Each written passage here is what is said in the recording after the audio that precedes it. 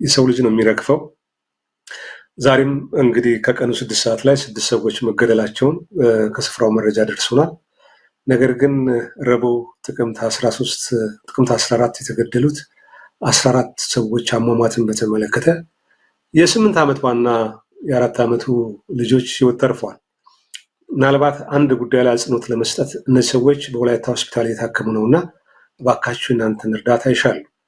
ስለዚህ ስለ 8 ዓመቷ ስፍራው ላይ ሄዶ የተመለከተ አንድ ግለሰብ ያው ታውቁታላችሁ፣ ኩነ ደመላሽ ካሳ የሚባል የአርባ ምንጭ የቤተክርስቲያኗ ልጅ ነው።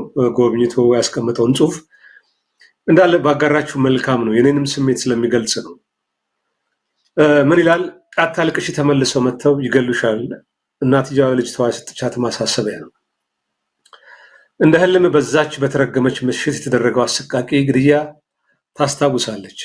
3 ወንድም እህቶቿን እናቷንና ሌሎች ቤተሰቦቿን ጭምር ይዘው ከነ ከብታቸው ስም አልባ የሞት አበጋዝ የሆኑ ታጣቂዎች ነድተዋቸው ከአንድ ጫካ ላይ ወስደው አሳረፏቸው። ከመኖሪያ ቤታቸው አርቀው ጫካ ላይ ከወሰዱ በኋላ ሁሉም እንዲንበረከኩ አደረጉ። በያዙት መሳሪያ ያለ ርኅራኄ ያርከፈከፉባቸው። ከተሰማው የመሳሪያ ጥይት ድምፅ በኋላ ሁሉም ጸጥ አሉ። ከጸጥታ ውስጥ ግን የሚጣጣርና የሚያቃስት ሰው ድምፅ በትንሽ በትንሹ ይሰማል። እንደ ቤተሰቧ ይቺ የ8 ዓመት ህፃን በትከሻዋ አካባቢና በጎድናዋ በኩል 2 ጥይት በስተዋት አልፏል። በአፈሙዙ ያለሞቱትን በገጀራ ለመጨረስ ሁሉንም መከታተፍ ጀመሩ። ይህችንም ህፃን ልጅ መሃል አናቷን ሰነጠቁ። በጎድኗና ትከሻዋ በኩል ዘልቆ ከገባው የመሳሪያ ቀላ በተጨማሪ ሰይፍ ለዚች ህፃን በአናቷ ታዘዘላት። ይህን ድርጊት ከፈጸሙ በኋላ ታጣቂዎቹ ከስፍራው ሄዱ። ይህች ህፃን ግን ከትንሽ ደቂቃ በኋላ ገለዋ በደም ረስርሶ ነቃች። ባልጠነከረ የ8 ዓመት ገለዋ ላይ የገባው ቀለሃና ሰይፍ ድምፅ አውጥታ አስለቀሳት። በመሳሪያ ተመተው በቆንጨራ ተጨፍጭፈው በወደቁ አስከሬኖች መሃል የዚች እናት የልጇን ድምፅ ሰማች። በተኛችበት ወደ እርሷ ስባ አታልቅሺ፣ ድምፅሽን ከሰሙ መጥተው ይገሉሻል፣ ዝም በይ አለቻት። በዛ ድቅድቅ ጨለማና ጫካ ውስጥ ልጅ የእናቷን ትዕዛዝ አክብራ ከመሟ ጋር ዝም አለች። ከትንሽ ደቂቃ በኋላ ግን ህፃኗ እናቷ ዳግም እንድታናግራት ለመሞከር ስትጥር ምንም መልስ አትሰጥም። ሞት አጅሬ ወስዷታል። ጠዋት ላይ አስክሬን መሃል ተነስታ ወደ ሕክምና ተወሰደች። እናቷንና 3 እህት ወንድሞቿን በዛች ቀን በሞት ተነጠቀች። ይህን መርዶ የሰማው አባቷ ጻድቁ ኢዮብ አይደለምና እርሱ ሰጠ እርሱ ነሳ ብሎ አምላኩን ማመስገን አቃተው። አማረረ። ማማረር ብቻ ሳይሆን ጨርቁን ጥሎ አበደ።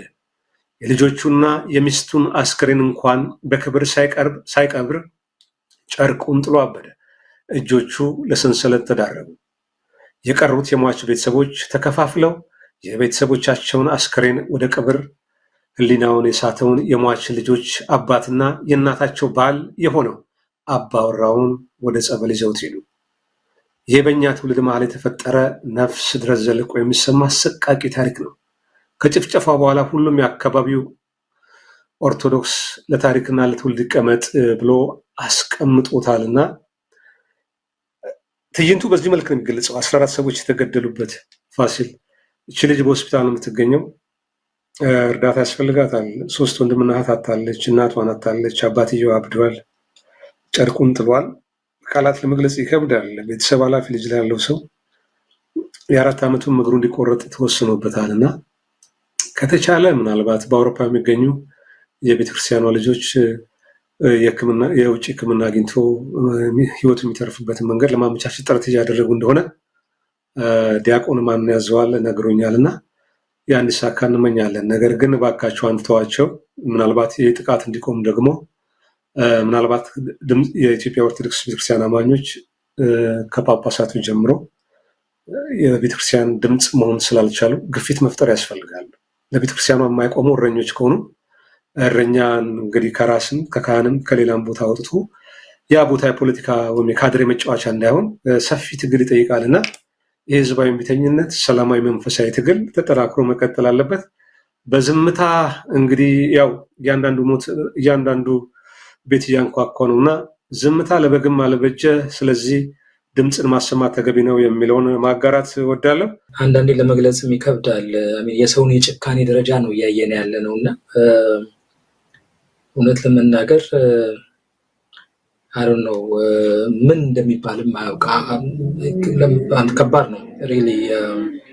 አንዳንድ ሰዎች መንግስት ይሄን ጉዳይ የማያስቆመው ፍላጎት ስለሌለው ነው ወይስ አቅም ስለሌለው ነው የሚል ጥያቄ ያነሳሉ። ወል አይ ቲንክ ሁለቱም ምክንያቶች በደንብ መፈተሽ ይገባል ብዬ አምናለሁኝ። በእርግጥ መንግስት በዚህ አካባቢ የሚፈጸመውን በኢትዮጵያ ኦርቶዶክስ እምነት ተከታዮች ላይ የሚፈጸመውን ድርጊት ለማስቆም ፍላጎት የለውም። በተለይ የክልሉ መንግስት ፍላጎት የለውም። የወረዳው አካባቢ ባለስልጣናትም ፍላጎት የላቸውም። ነገር ግን ፌዴራል መንግስት ደግሞ ቢፈልግ ኖሮ ወይ ማነው ቢችል ኖሮ የተወሰነ ኃይሉን ወደዛ አካባቢ ልኮ ቢያንስ ለተወሰነ ጊዜ ክርስቲያኖችን ሞት ማስቆም ይችል ነበር። ያን ማድረግ ደግሞ አቅም የለውም ብዬ አምናለሁ። ይቅርታ እንደማገኝ ኢትዮጵያ የተደወለ ስለሆነ ነው። አቅም የለውም ብዬም አምናለሁ። ምክንያቱም እንደምታየው በሀገሪቱ ውስጥ ያለው ሁኔታ በጣም እየተወሳሰበ ነው። መከላከያ ሰራዊቱ በመላ ሀገሪቱ ከሚገባው በላይ ተወጥሯል። አንዱንም ግጭት ማስቆም አልቻለም፣ መቆጣጠር አልቻለም። ሃይዌዎችን መንገዶችን መጠበቅ አልቻለም። የሾፌሮች አንደበት በየጊዜው የሚያወጣውን ሪፖርት ማየት ትችላለህ። ከቦታ ቦታ መንቀሳቀስ በጣም አስቸጋሪ ሆኗል። እንዲህ አይነት ግድያዎች ተበራክተዋል። ይሄ የፍላጎት ማጣት ብቻ ሳይሆን የአቅም ችግርም ነው። መንግስት አለው ይላል እንጂ በየጊዜው በቴሌቪዥን እየወጡ የመከላከያ ሰራዊት አዛዦች አለን ይላሉ እንጂ ዩኒፎርማቸውን ለብሰው ሰው ይመስላሉ እንጂ ጠንካራ ይመስላሉ እንጂ መሬት ላይ የሉም። አቅም የላቸውም። ይህን መካድ አይገባም። ኢን ሪያሊቲ አቅም የላቸው። አቅም እንደዚህ አይደለም የሚለካው። ከአዲስ አበባ 15-20 ኪሎ ሜትር ጫንጮ ላይ ሰላም ማስከበር የማይችል ሰራዊት ነው ያለው። ኦቨር ስትሬች ነው፣ በጣም ተለጥጧል፣ አይችልም። የአማራን ክልል የኦሮሚያን ክልል እዛው ከአዲስ አበባ ዙሪያ ተንቀሳቅሶ ሰላም ማምጣት እንዳልቻለ እያየን ነው። በአርሲ ደግሞ የፍላጎት ማጣቱም ተደምሮ የአቅም ማጣቱም ተደምሮ ነገሮችን አባብሶታል። የፍላጎት ማጣቱ ቤዚክሊ ቅድም እንደተባለው ነው። ኦርቶዶክስ ሃይማኖት በጣም ወይም እምነት በጣም በተደጋጋሚ ባላለፉት 30-35 ዓመታት ከኢህአዴግ ጊዜ ጀምሮ የተወሰነው የፖለቲካ ቡድን ኢላማ ነች። ለብሔር ፖለቲካ የሚባል የብሔር ፖለቲካ የሚመቻ የፖለቲካል ፍልስፍና የሚከተሉት ሰዎች፣ የእምነት የሚከተሉት ሰዎች እንደ አንድ ለፍልስፍናቸው ማጠናከሪያ አድርገው የሚያመጡት የኦርቶዶክስ ቤተክርስቲያን ነው። ቤተክርስቲያኗ የአንድ የብሔር የበላይነት እንዲኖር ሰርታለች በሚል ነው ኢላማ እያደረጓት ያሉት። ስለዚህ በኢህአዴግ ጊዜ የተጀመረው እንቅስቃሴ እና የኢህአዴግ ወራሽ የሆኑት ብልጽግናን የሚሉት ሰዎች ቤዚክሊ አልተለወጡም፣ ወራሾች ናቸው። ይሄ ምንም አንድና ሁለት የለውም። ሰዎች እንኳን አልተለወጡም። ከላይ እስከታች ምናልባት አንዳንድ አዲሽን ተጨማሪ ሰዎች ሊኖሩ ይችላሉ። እንደነ ፕሮፌሰር ብርሃኑ እንደነ ሙስጠፌ የመሳሰሉ ከውጭ የገቡ 2-3 ሰዎች ሊኖሩ ይችላሉ። እነዚህ ምንም ኢምፓክት የላቸው፣ ተጽዕኖ የላቸው። ተጽዕኖ ያላቸው ትናንት ኢህአዴግ በደንብ ሰርቶ ያሳደጋቸው፣ ህወሓት ሰርቶ ያሳደጋቸው ልጆች ናቸው በአስተሳሰብ። እነዚህ ሰዎች ደግሞ የተሰሩበት ስሪቱ የተገነቡበት ግንባታ ዋናው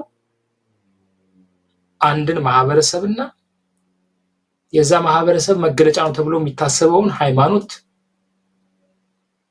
ማውገዝ ነው፣ መጥላት ነው፣ ማንቋሸሽ ነው፣ ማዳከም ነው። ፊሎሶፊው በሰረቱ እሱ ነው።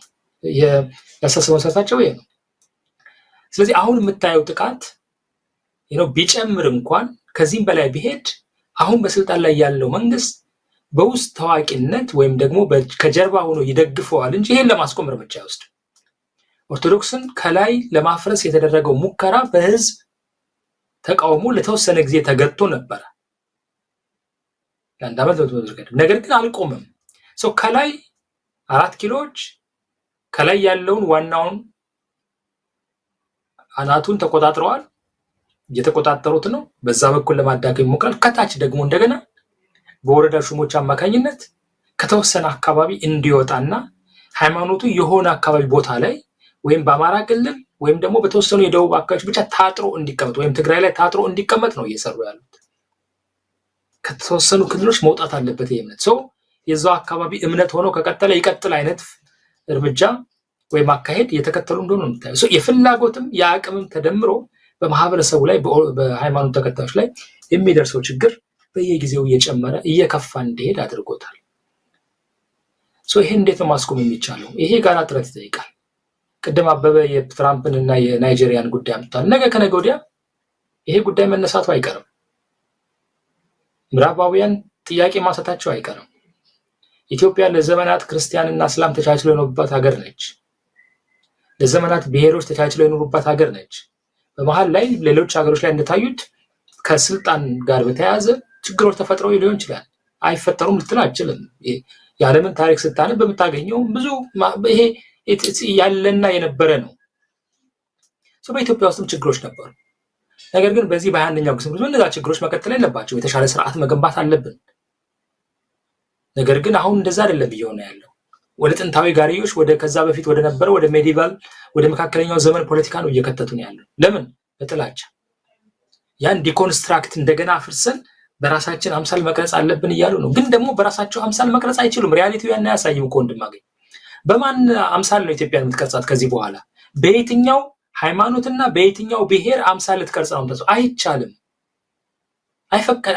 ሁኔታዎች አይፈቅዱልህም።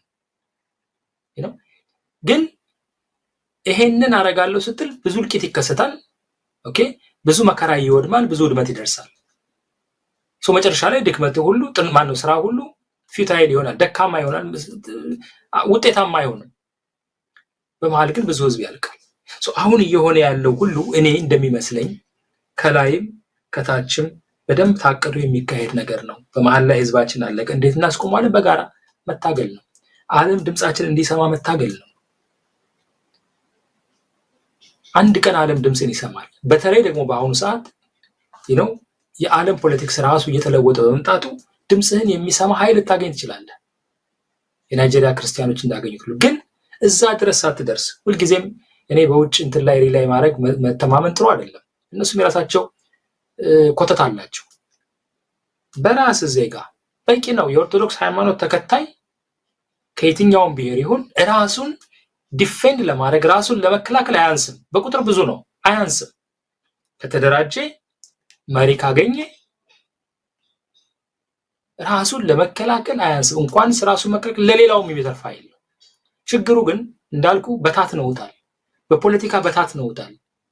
በተለያዩ ማይነር በሆኑ የሃይማኖት አይዲዮሎጂዎች ምንድነው ይሄ ዶግማ አስተምሮቶች በታትነውታል። ዩኒቲ እንዲኖረው አንድነት እንዲፈጠር አይፈለግም። ያ ካልሆነ ግን በቂ የሰው ኃይል አለው፣ በቂ የፋይናንስ ሪሶርስ አለው፣ በቂ እውቀት አለው። በኃይል ታጠቁ የመስቀል ዘመቻ አድርጉ እያልኩ አይደለም። የመስቀል ጦርነት አድርጉ እያልኩ አይደለም። ኖ፣ በሰላማዊ መንገድ ህጉ በሚፈቅደው መንገድ ተቃውሞውን መግለጽ ይችላል።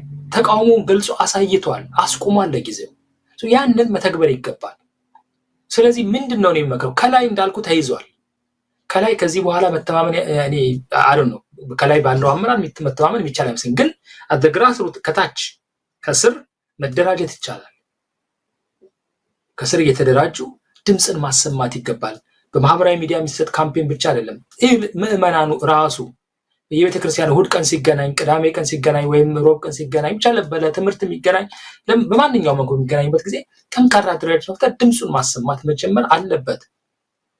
ለሃይማኖቱ ዋጋ ካልከፈልክ ታዲያ ምንድን ነው ትርጉሙ? በዚህ ደረጃ አንተ ምዕመን ዝም ብሎ እየተመረጠ ሲገደል ዝም ብለህ የምታይ ከሆነ አይዶን ነው። እኔ ብዙ እንዲህ ውስጥ መግባት አልፈልግም።